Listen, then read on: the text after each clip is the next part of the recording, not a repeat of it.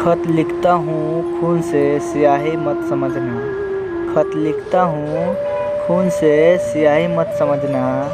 मरता हूँ तेरी याद में बेवफाई मत समझना। मरता हूँ तेरी याद में बेवफाई मत समझना। क्यों लिखता है खत खून से, क्या स्याही नहीं मिलता। क्यों लिखता है खत खून से, क्या स्याही नहीं मिलता। क्यों मरता है मेरी याद में, क्या कोई और नहीं मिलता। क्यों मरता है मेरी याद में, क्या कोई और नहीं मिलता। ये दुनिया वाले भी बड़े अजीब है। ये दुनिया वाले भी बड़े अजीब है। दर्द आँखों से निकले तो कायर कहते हैं। दर्द आँखों से निकले तो कायर कहते हैं।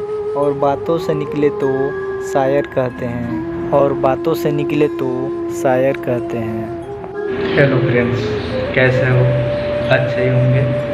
आप देख रहे हैं ललिता शायरी खजाना को। तो प्लीज़ इस चैनल को सब्सक्राइब कीजिए और साथ में बेल आइकन को दबा दीजिएगा ताकि ऐसी और वीडियो आप लोग के पास जाते रहें। और कमेंट में ज़रूर बताइएगा वीडियो कैसा लगा।